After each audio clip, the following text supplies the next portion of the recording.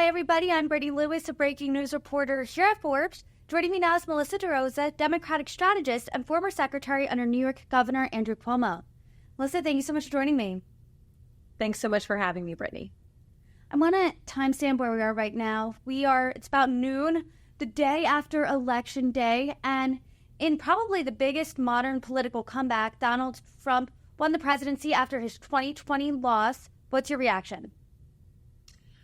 Amazingly, not surprised. You know, we've been talking about this let me rephrase. Surprised when you consider how he left office in 2020, but not surprised given the 8-month roller coaster that we've all been on. And in the last several months, you and I have talked about this over and over on this show. You know, the principle is if the Democrat is going to win the Electoral College, they have to clear the national polling by at least 3 points consistently. And in poll after poll after poll nationally, it was either that Harris and Trump were tied, or he was slightly up, or she was slightly up. There was constantly margin of error, which was a massive warning sign, along with the fact that in poll after poll, we saw warning signs of underperformance among Latinos, among Black men, among the youth vote. And last night, Donald Trump captured a new coalition of Republican voters in we can just call it landslide victory. Let's talk about that new coalition because, once again, he overperformed in multiple demographics, especially Latino men. And in a stunning moment on CNN, I'm not sure if you caught it, they pulled up the map and they said, here's where Kamala Harris outperformed Joe Biden in 2020, and there were 0 counties. Not a single county was lit up. She did not outperform Joe Biden in 2024 in his presidential victory in 2020. So what happened here? How is he gaining this new coalition and Democrats just aren't? So in 2020, the election is always, when there's an incumbent, which she was, even though she was running a campaign on wanting to turn the page, she is the incumbent. When you have an election where there's an incumbent presidency, by definition, the election is a referendum on the last 4 years. And in 2020, we were in the middle of COVID.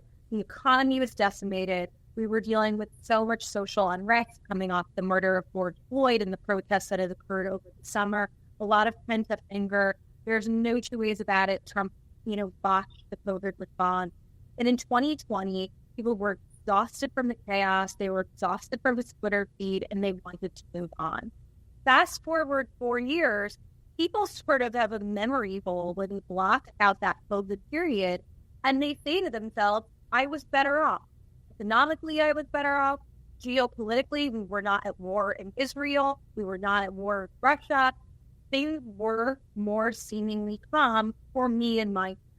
And at the end of the day, that's what elections are about. It's about the voter. And so what I thought was interesting about what happened last night and some of the analysis this morning, there's a lot of people saying, oh, we're such a racist country. Oh, we're such a sexist country. And that's why Donald Trump prevailed. I think that that's wrong. I think that the Democratic Party has taken for granted the coalition that we've held traditionally and just assumed those voters would show up for us without giving them a reason to. And so the coalition fell apart. And there were warning signs for months, and we did not heed the warning signs. The best we did was send Barack Obama out to sort of wag his finger at Black male voters and say, you better show up and vote. And it wasn't good enough.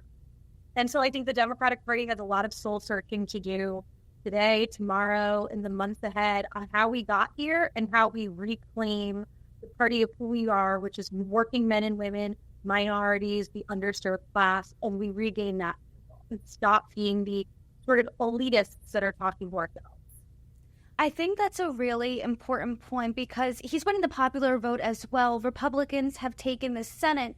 So the analysis that half the country's racist, sexist, does that jive? Because a CNN contributor, I think, nailed it on the head. He goes, I think we need to recognize that over half of America feels very strongly about the things that Donald Trump feels strongly about. A secure border, the economy, crime. He might not be a perfect messenger, but the message resonates. So in this instance, was Donald Trump better at tapping into that with the American people opposed to Kamala Harris? Yes. I mean, look, the two biggest issues over and over again, let's put abortion to the side for a moment. two biggest issues were inflation and migration and the border. And the border crisis was created by Joe Biden. I wrote about this in September of 2022. The warning signs were all there. He came into office. He unilaterally reversed the Remain in Mexico policy, which kept people in Mexico awaiting asylum. It let hundreds of thousands of migrants across the borders. The Republican governors pounced. They started sending them on buses and on planes to blue cities across the country. And you saw budgets in New York City collapse. You saw housing systems in Chicago collapse. And they said, now you've got a taste of what we deal with at the border. And suddenly the border issue became a national issue beyond just Texas and Florida and Arizona and other traditional border states. And that was the problem of our own making. It is one thing to virtue signal. It is one thing to say, we are a country of immigrants and we open our arms and we want to do right by people who want to come to this country lawfully and escape, whatever issues are going on at home through asylum. That's right. But you have to have a management plan. And that's what was lacking here. The Biden administration never had a management plan for how those people were going to cross over, where they were going to go, how quickly they were going to put them to work, how they were going to be paid for. And we left it to the locality and it was crushed. And Donald Trump, ironically, when you think back in 2016, he ran against Hillary Clinton on building a wall. This was his original issue. And it's like we handed it to him, gift wrapped in a bow, to say nothing for the humanitarian crisis we contributed to. And so he had credibility on the issue. He was someone that they believed that he could take on the issue more strongly. And every time Kamala Harris was given the opportunity to say, what would you do differently than President Biden did, she did not have a good answer. And then separately, when you think about the economy, you would hear talking heads on MSNBC all day long or write columns in the New York Times about the S&P and the Dow Jones and how great the stock market is doing. That's fantastic. What matters to everyday Americans is how much money it costs them when they go to the grocery store. And we were never able to get out from under inflation. And arguably, because the bailout package on COVID was so bloated, the Biden administration contributed to that inflation problem and never had a concrete answer for it. And so when people are asked who is best to handle the economy, Donald Trump. Who's best to handle the border crisis? Donald Trump. And Kamala Harris is coasting on vibes and on this historic, ability for candidacy, first Black woman president, and it wasn't enough. That's something I noticed in my conversations between pundits and actual voters. I'm from Pennsylvania, battleground state, and I would talk to voters there. I've talked to voters in other states, everyday Americans, and they said, the economy, I feel this at the grocery store.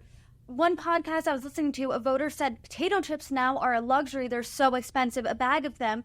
And then when you hear people on TV saying, hey, no, the economy's never been better, I mean, the disconnect was huge. So I was talking to a Democrat strategist last night when things weren't looking great for Kamala Harris. The race wasn't called yet, but her pathway to victory was really shrinking. And they said, as a party, we need to look inward. You used the term soul searching here. What does that soul searching look like? I think that the Biden administration was largely run by old hands from the Clinton team in the 90s. The Harris campaign was mostly run by old hands from the early Obama days. I think that we need to scrap the playbook. I think that we need to bring in new, fresh blood. I think we should do some focus grouping to the extent that it's not obvious. I think we need to do some real polling, and we need to start listening and stop talking at people. For Barack Obama to go out and say to Black men, you need to do this. You know what, Barack Obama, a lot of respect for you. You were nominal president, made history, great orator, all the things. You own a $20 million house on Martha's Vineyard, and you have no idea what I'm dealing with. And I think people start to resent feeling like they're being told that they don't understand how to act within their own best interests. And the Democratic Party used to be the party for the labor movement, for minorities, for women, and we lost the script. To say nothing for the fact of the blatant anti-Semitism that's been going on around this country. Number one, just not dealing with it and feeling sort of like we were kowtowing to extremists who were, supporting Hamas, which is a terrorist organization. But separate and aside from that, the chaos that you saw in the streets, on the college campuses, and feeling like no one was in charge No one was able to step in with any moral authority. No one was able to step in and regain control. People don't want to live their lives feeling like things are out of control.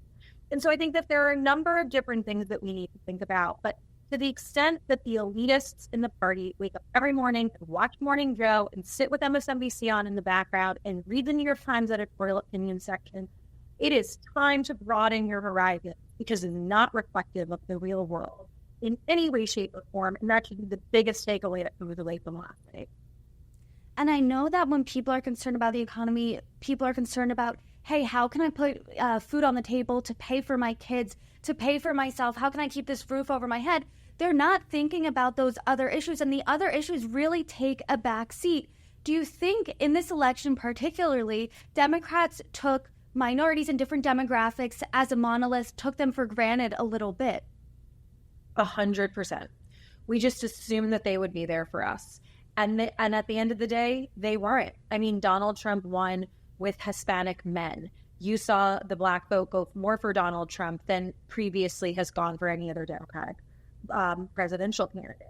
White women you see trending in that direction. He got more Jewish vote than traditionally is normal for the Democratic vote. And so he was able to knit together a coalition that, frankly, is very much what the Democratic coalition used to be. And somehow Democrats became the elitists in the party machine. And I do think that there was some resentment amongst the rank and file of feeling like they had been lied to about Joe Biden's mental acuity for the last however long. And then overnight, he's replaced with this woman who no one had elected, who no one had ever voted for. And you and I spoke exhaustively about all the reasons that she was the only person that made sense in that moment. But it doesn't mean that it didn't rub people the wrong way. And so I do feel like there is this sense among rank and file in the party that, you know, these decisions are being made for them by nameless, faceless operatives in the Beltway who don't understand my problems, who don't understand what it is that I need, and who never came forward with real solutions for me and my family. So I think that for those people in the party who are going on cable news today and saying that this is about the country being racist and sexist and misogynistic, I'm not going to say that that doesn't exist in some form or fashion, but I do not think that that is why the election went the way that it did. And if we don't take away the actual lessons for how we got here, we're going to be here again in 4 years.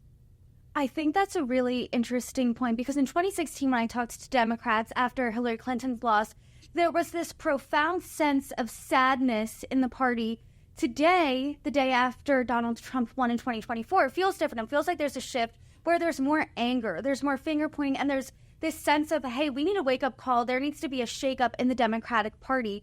So can you point to the moment where it went wrong? Was it Joe Biden not stepping out? Was there not being an open selection after he did eventually drop out? Who's to blame here, do you think? Well, and I do think it's important to point out, I think there's a difference between this year and 2016. 2016, Hillary Clinton is a highly polarizing figure who I happen to respect and love, but who for decades was battered around by the Republicans at every level and was a little bit of a lightning rod herself. That said, had James Comey not done what he did 3 days before the election, I think that she could have and would have become the first female president of the United States. And I think that in 2016, there was a level of shock and trauma because what we had seen in the polls was so far from what the outcome ended up being. For last night, I think that, for anyone who's leaning about the polling, I think the polling was pretty dead on. I mean, the polling was very consistent all along that this thing was going to be a point toss. And at the end, he won all these states, but he won them by 1 point, 2 points. It wasn't like massive margins in terms of points. So in any event, I think where things went wrong was Joe Biden implodes over the summer. She had 100 days to stand up a campaign. It was very little time for her to really introduce herself to the public, to define herself in the eyes of the public. I do think that the campaign made a mistake for thinking that they could just run out the clock after she got that boomlet of energy coming out of the convention at the end of August. I really truly think they thought they could just burn down the clock and cross the finish line. And it took her too long to come up with concrete policy proposals that matter to the groups that were going to decide this election. It took her too long to stand up a robust travel schedule. And it took her too long to start doing serious interviews. And then at the end, it felt good because it looked good. She's out with Bon Jovi. She's out with, Beyonce. She's on Saturday Night Live. But I think that to, again, everyday voters, that stuff almost plays the other way. It feels like you don't understand me. You're running around with celebrities. You're running around with millionaires and billionaires on private planes, and it doesn't connect. And so, I think that it was a confluence of events that no one could have predicted, having gone into the last several months, that Biden would have imploded the way he did after that debate in June. But if you go back and look at everything, I think that history is going to hold Joe Biden accountable for not at the end of last year saying, you know what, I did what I said I was going to do. I steadied the country after COVID. I took the White House back from Donald Trump, and now I'm going to pass the baton. There should have been a robust primary process. That's when the queen rises to the top. That's when you see who does the best on the national stage. That forces you to come up with policy ideas, that forces you to do interviews. And, we were deprived of that process because of Joe Biden and the people around him wanting to hold on to that personal power in the White House. And we lost last night as a result. And you and I talked about that when he dropped out. I asked you what his legacy was going to be, and I believe you said it really is dependent on if Harris wins or loses. Obviously, she lost last night, but a big message in the weeks leading up to the election was democracy is on the line here. Democracy hangs in the balance. It's hanging on by a thread. If Donald Trump wins, who knows what will happen to democracy? Well, Donald Trump did win, so what do you think is going to happen to democracy? I think that he now is in charge of the White House and the Senate at a minimum. Congress still hangs in the balance. He controls the Supreme Court. So who knows? Who knows? And do I think he's going to be a dictator? No. Do I think he's going to go run an authoritarian regime and he's going to start jailing his political enemies? No. Will you and I sit here in 6 months and look back on this conversation and say, my God, was I naive? Maybe, but I really hope not. I think he's going to go in.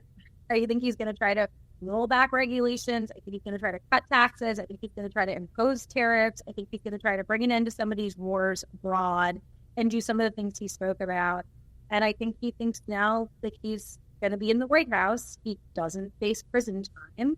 And there's that whole, part of this soap opera that's yet to play out because there are a couple of cases that are still hanging out there. And then he's out of office in 3 years. And in the meantime, Democrats have a lot of soul searching to do and a lot of course correcting to do so that we learn the lessons from that period. In that course correcting, where do Democrats go? What is the future of the party? Do they read the room and say, hey, the American people, by and large, didn't like the message we were delivering? How do we tailor that? Is it moving more moderately? What does that look like? It's funny. I saw a tweet this morning, someone saying, the squad has the right idea. We need to listen to them. And I was like, nobody learns. The answer is not to move further to the fringe. The answer is to go to the middle and be consensus driven.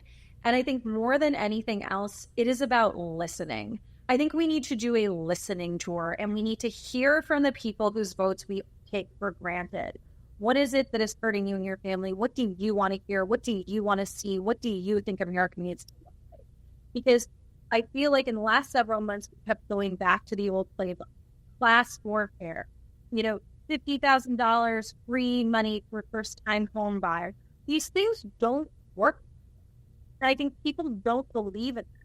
And so there has to be, Donald Trump walks into a ballroom in Nevada and looks at a group of casino workers and says, I'm going to make your tips tax deductible. That is a concrete thing that matters to people who make not that much money, but would impact their bottom line for some in a swing state. That was a concrete proposal that connected with a critical group of voters. We walked into a union hall in Michigan. He looked a bunch of union workers in the eye and said, I am going to impose tariffs on imported foreign cars to protect your jobs here.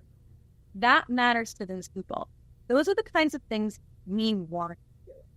And so I think we need to really start listening to the people that we purport to represent. Stop telling them that they're voting against their own self-interest. Stop looking down on them. Stop doing all of those things.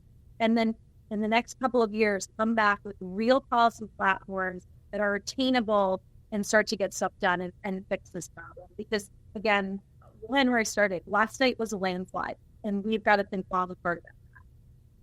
Well, per usual, I appreciate our conversations. Thank you so much for joining me, Melissa DeRosa. Thanks so much for having me.